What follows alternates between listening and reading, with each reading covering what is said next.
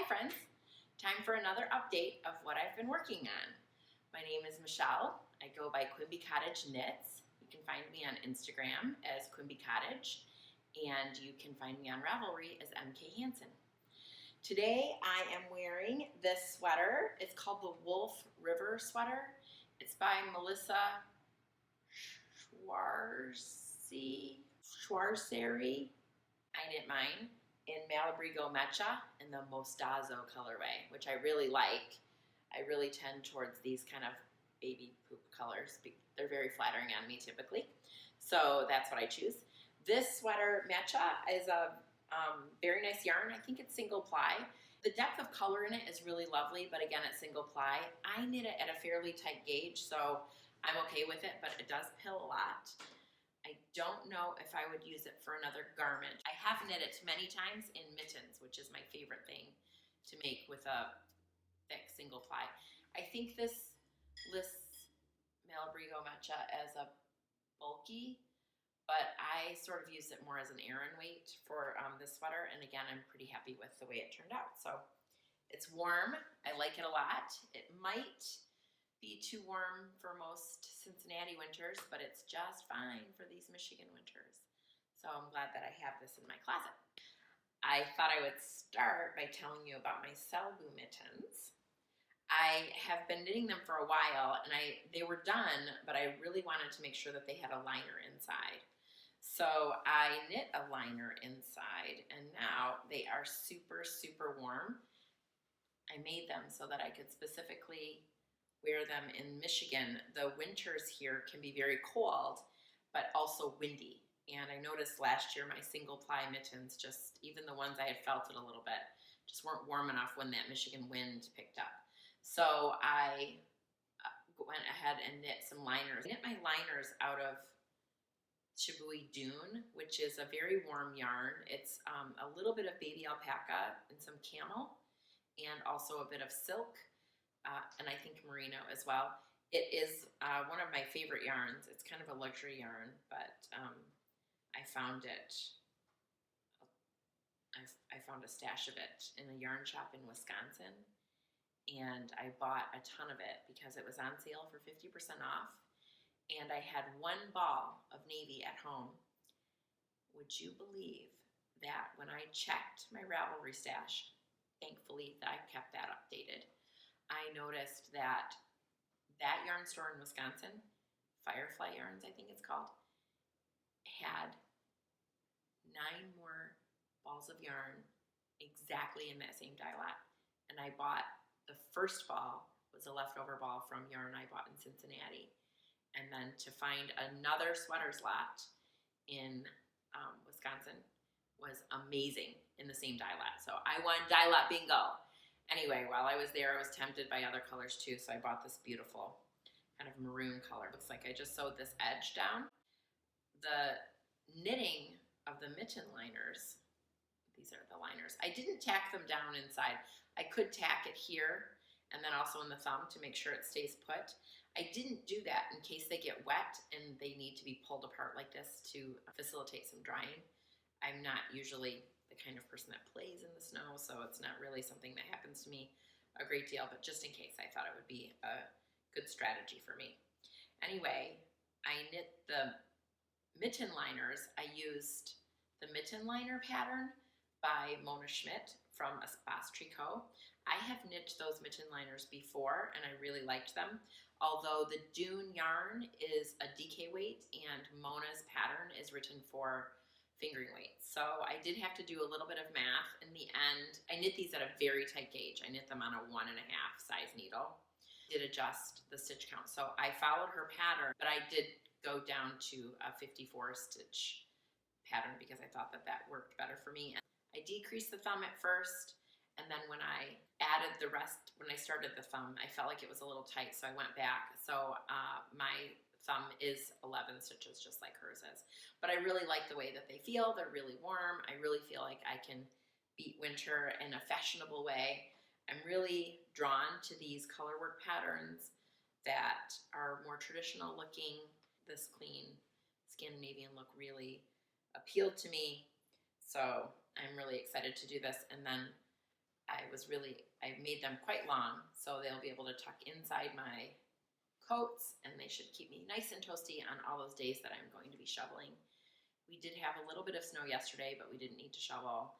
The snow flurried a little bit today. Again, we didn't need to shovel, but I know the days are coming, so these are gonna be, I'll be out fighting winter in these. So I'm really excited about these. Now I'm gonna tell you what I've been working on. I'm still working on this sock head cowl, but I've made quite a bit of progress on that. I'm just starting the ribbing now, so I should be done with this pretty soon, I think. This is my purse knitting, so I take it with me to church or wherever I am. If I think I'm gonna have a few minutes to knit, riding in the car or something like that. I usually bring something kind of easy and mindless, and this sock head cowl has been what I've been doing. So I'm almost done with that. It feels good. I also just started the Stockbridge DK sweater. It's a cardigan by SELBU. I'm really interested in making that sweater because it looks like it's a really good fit. She spent a lot of time, I know, doing the fitting of the sleeves, and I believe they're integral sleeves, so I'm kind of excited to just try the method that SELBU does. Her patterns are usually really well written. This is no different. I'm doing this for a friend. It's not very often. Actually, I think almost never have I knit a sweater for a friend, but this is a special friend. We've been corresponding via letters for, I think, 8 years now. And we met just as pen pals. And then last January, we met face to face. And let me just tell you, friends, it was like being reunited with a friend that I had not seen in a long time, but we fell right into a routine, which was strange because we'd never met each other. So that was really exciting.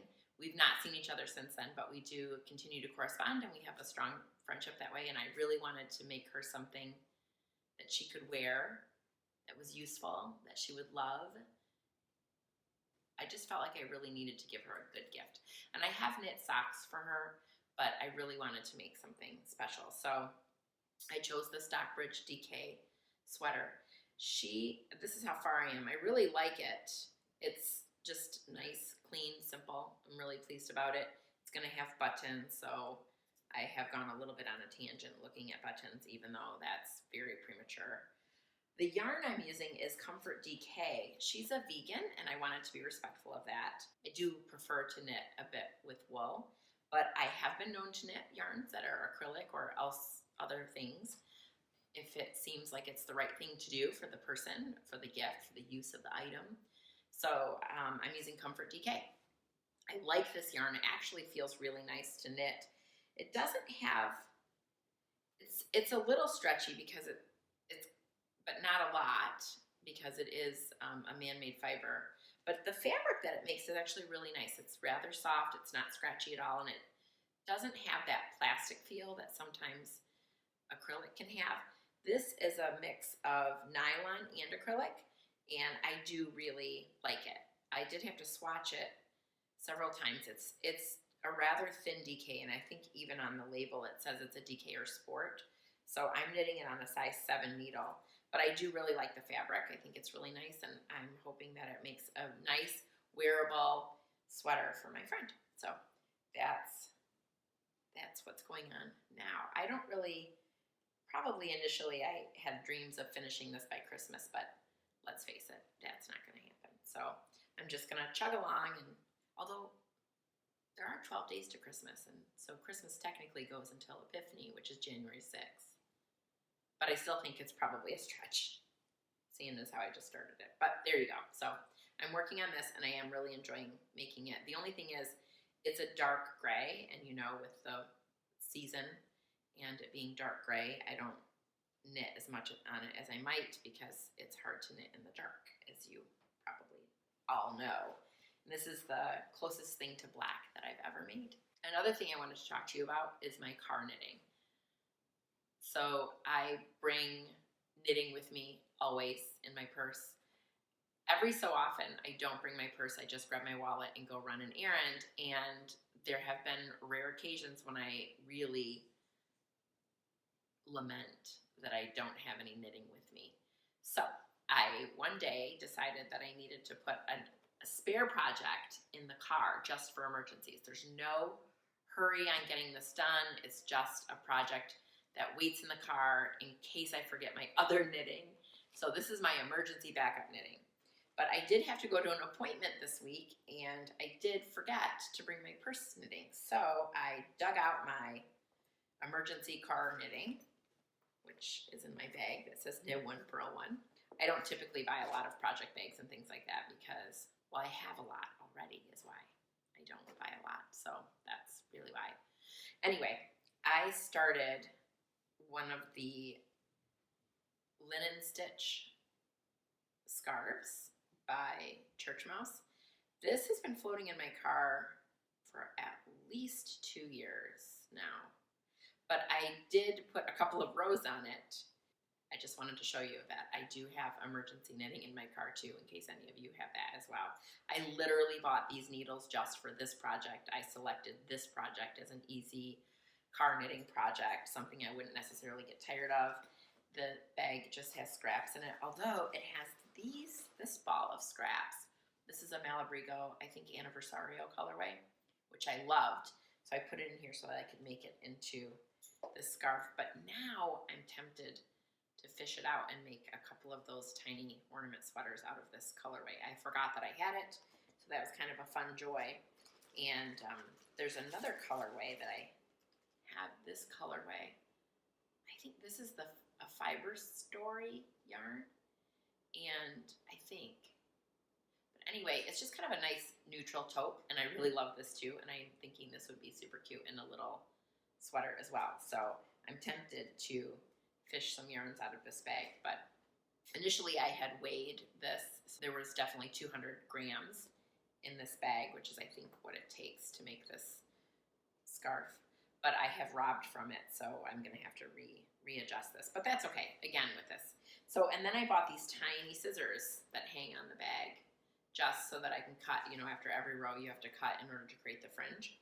So I have this attached to the zipper, and everything I need is right here. I just keep it in the car, in the little pocket behind the driver's seat. It almost never comes out, but I did put a couple of rows on it this week, so I thought I would show it to you. What I've really been loving knitting on is my Advent socks. I finished the first one. This is my Advent sock by NATALIE, SHELDON. I love it. It's a free pattern on Ravelry. And I have been knitting one stripe every day for the month of December. I did the cuff on the first day, and then this first stripe, I added the heel in when it was time, and then I went ahead and finished off the toe as well. This is my first one. It is terribly addictive. It's very difficult to stop. I'm trying to just do one stripe at a time. I've always wanted to do something Advent-y like this, something mindful where you slow down and really take the time to appreciate the season. I really love the idea of the Advent calendars that have chocolates in them because I love chocolate. I love the Advent calendars that have the little balls of yarn in them because I love yarn. But I find those things can be cost prohibitive for some people. And so I just like the opportunity to participate in something like this, using our scraps and trying to be mindful about it. So I'm not opposed to those other things. I just really liked the opportunity to do this one. So I'm eager to do my second one. I will say I have decided not to make them twins because I've seen so many beautiful, wonderful other socks that other people are making. There is a hashtag for them, and it's very inspiring to go on that. And I warn you, if you follow the hashtag on Instagram, you will want to knit nothing but these socks. You're just going to want to copy every sock you see. It's really, really very inspiring. Everyone's doing some really exciting things. I've been asked by a few people who these are for. I was just knitting them for the fun of it and hoping they would fit me because I've never done colorwork socks before. But I did try this on when I was mid-sock, and it does fit. It doesn't have as much stretch as some of my other socks, but it's very thick due to the insides here. Oh, look, there's an end I didn't snip. One of the other things that I did, I like to weave in my ends as I go. So I made a little video of how I did that for you, but basically my favorite way to weave in ends is typically duplicate stitch, and I usually leave the ends on the outside so that I can see them and snip them. And you can see I missed one of these little pink ones here, but it looks pretty nice. I'll turn it inside out so you can see. Here you go. Here it is inside out. I think it looks just as lovely. I'm really pleased with the way these have turned out. I'm excited to do my second sock, and I'm looking forward already to knitting more solid socks next year so that I have more colors to choose from for the Advent sock for next year. I hope Natalie does that, and if she doesn't, I'll just use this one again. Really pleased with the way this turned out. Just really tickled. So I encourage you, if you haven't done them yet, go ahead and start one. There's still plenty of time. It's not really a race. You can do it in your own time. But even if you feel like you don't have time, the truth is, when you start, it'll be really, really hard to stop. It's very exciting, quite addicting. I have been inspired to dry oranges in the oven, orange slices. So I did a bunch of these. At Thanksgiving, we went to go visit our uncle, who's recently widowed, and we went to a conservatory where they had different Christmas trees decorated in different countries. And one of the countries was the Netherlands, and they had orange slices displayed with also all these little blue and white ceramic houses on the tree, and it was just so beautiful and classic to me that I was inspired to do these oranges too. When the light comes through them, they almost look like stained glass. So I went ahead and decorated our wreaths with these orange slices. So I'm really, really pleased with the way it looks. I am not a florist in any way. All I did was buy a wreath from Trader Joe's, the $10 wreath from Trader Joe's, and I tied the orange slices on with kitchen twine. I did make a new bow for the wreath out of real ribbon. I do like the way it looks a lot. So if you haven't tried doing this, it's super easy. I just slice them with a bread knife. I put them on a piece of parchment, and I put them in the oven at 200 degrees for about 6 hours. After 3 hours, I pulled them out and flipped them over and then just put them back in for about 3 hours. They make your house smell amazing. And then when you're done, you have this bowl of beautiful orange slices. During this time of year, when the nights are really long and the days are really short, it's really important that you figure out how to shine your own light in the darkness and see what kind of light you can bring to your own life and to the lives of people around you. Thanks for watching. Bye. Today I thought we would talk about how much we are loving knitting these beautiful Advent socks by Natalie at Remembrance Pottery. But I just wanted to say that these ends can be a problem for some people. So today I'm going to show a couple of ways that I would weave in these ends. I never cut my ends until after I block, so that if these ends pop a little bit, if they grow a little during blocking, the ends won't pop again. If you cut them before you block, sometimes they pop out again after. And I just like to avoid that if I can. So you'll see I have some ends already woven in here, and I'll snip those after I give this a good wet block. I just use two tools when I'm weaving in ends. One is this chibi needle. I like the chibis because they have this little bent end. And what I like about that bent end is, for me, it's easier to catch the loops of the stitches if I have that bent end. You certainly can use a straight one. I just prefer this bent one. I cannot tell you how many times I have wished that I had thought about bending that end of a needle and then making $1 jillion on that. The other thing you need is just a good pair of scissors. These are my little snips, and I like them. They make a very satisfying sort of snip sound when you snip them. But really any scissors will do. So here we go. I like to do my ends in a couple of different ways, and one of my favorite ways is duplicate stitch. So the first thing I'm going to do is thread my needle, and to do that I kind of fold the needle, I put the yarn around the needle and make it sort of tight, and then that makes a nice end, and usually I can just kind of thread the yarn right through there. It goes right in there. So now that I have my needle threaded, I am going to duplicate stitch. So duplicate stitch is when you're following the legs and the stitch that's already there. All knitting is a loop stacked on top of a loop, stacked on top of a loop, right? So each of those loops has a front and a back, or when it's on the needle, it's the front and the back. But when it's off the needle, it functions as a right and a left. So here's my loop. I don't know if you can see, there's definitely a right and a left to that. And so when I duplicate stitch, what I'm gonna do is go up and around. I'm just gonna make a loop just like this one on top of the existing loop that's already there. You can do this for many reasons. One might be if you make a Christmas stocking and you want to duplicate stitch a name onto the Christmas stocking would be one thing to do. Another reason you might duplicate stitch is if you're doing a pattern that only calls for a small bit of knitting of a different color, such as this line, this row right here. This could have easily been duplicate stitched in.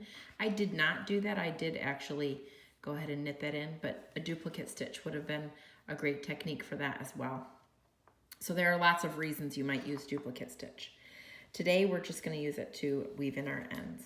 So here's my thread, my end that has been, my end that's already attached to my needle. And when I give this a tug, you'll see that this is the thread, this is the loop right here that is made up of this. So I don't want to go back in that loop. I'm gonna go to the next loop up here. And the way to do that is to go up under this pink here. And so now I'm there, I'm under the pink, and I'm just gonna snug that a little bit, and you'll see that kind of close any gap that might be there. So I'm gonna go up this leg of the stitch, and I'm gonna go behind these two, because in order to create the loop, I have to go all the way under both of those. And then I can come right back down into that hole that I started in, and that is how I created the loop. So this is the completion of the loop. And I'm just gonna go ahead and go underneath the two legs of that stitch, this pink stitch, and I'm gonna come up on the other side. And here I am, and here's another loop. Here's a gray loop right here. It's gonna go underneath these two legs of this stitch, because that's how I can create the whole loop. Can you see that loop in there? You see that? This loop right here is what I'm trying to point out to you. We're gonna follow this loop. We're gonna go behind the leg, these two legs here. We're gonna come out the other side, and we're gonna go down right back where we came from. So we're gonna go down right back where we came from. And I'm just gonna go ahead, if you go down there to create that next loop, there's a loop here too, do you see it? This is a leg, and this is a leg. I'm gonna go right underneath, follow those two legs, I'll follow right underneath here. And then that puts me in front of this loop here. So I'm gonna go ahead and grab these two loops here, and then go right back down where I started. I've done 3. I think 3 is really a good start, but I do 3 or I do 4. So 3 is the minimum, but I like to do 4 just to make sure. So once again, I'm gonna go, if I go down that same hole that I came in order to come up where the next loop is, I have to go underneath these two loops here. You see, I have to go under those two loops in order to come into the loop that's right next door to the one I just did. So I'm gonna go ahead and do that.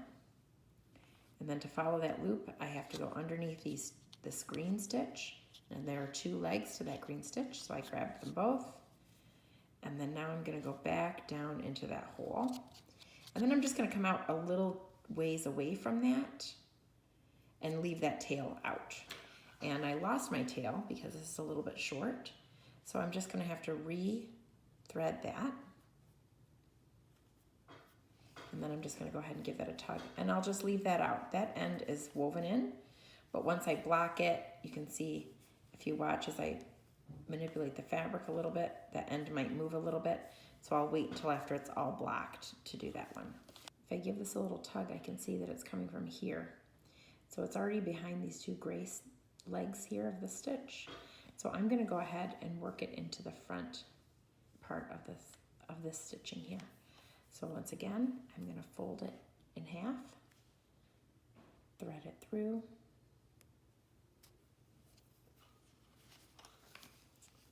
I'm going to go underneath all of that green and come up here at the base where I see there's a point here and then there's a loop. So I come in at the beginning of the point and then I'm going to follow that stitch. And I'm going to do that by going underneath these two legs of the gray stitch above. And then I'm going to go down right back where I came from.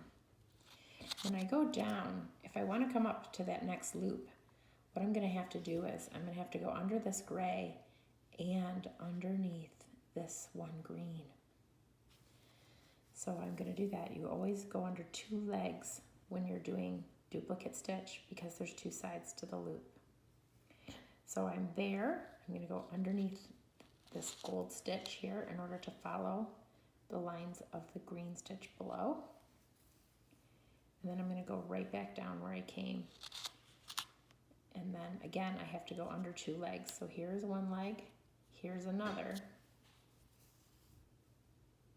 And then in order to follow that loop, you need to go underneath these two golds. So I'm going to go underneath this gold stitch. And then I'm going to go right back down where I came. Now I've done three, so I'm going to do a fourth one.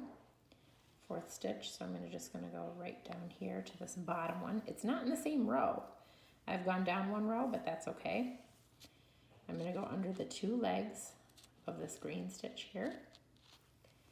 Then I'm going to go back where I came, and then I'm just going to bury the end somewhere. Just give it a little tug. Not too far away because otherwise you'll end up with a long tail inside. But you can always snip that off when you're done blocking too. So there you go. I've duplicate stitched that in.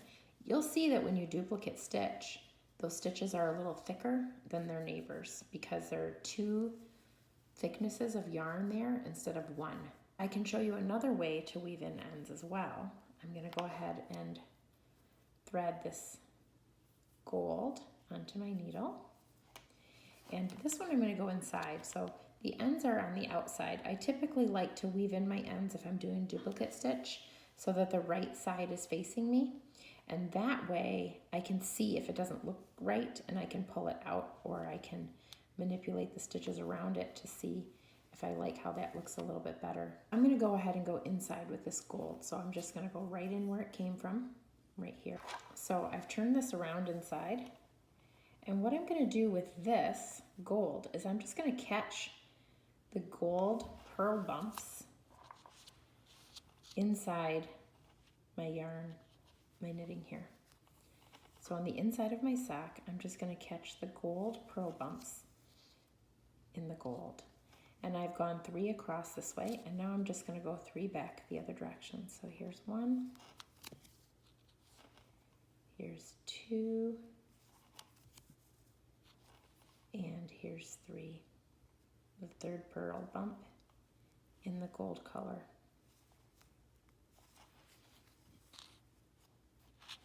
And I'm just going to let that go. And when I block, I can cut this. I actually could cut this now. It won't pop through, but I'll just leave it and cut all my ends when I'm all done. And on the green, I'll just do the same thing. I'll show you. But I'm just going to go ahead and catch the one, and here are a couple here. 2, 3, and I'm just going to go ahead and do this one here too. 4, and now I'm going to go in another direction. So here's the pearl bump next to the gold. So there's 1. I'll do another here. 2, and then 1 more.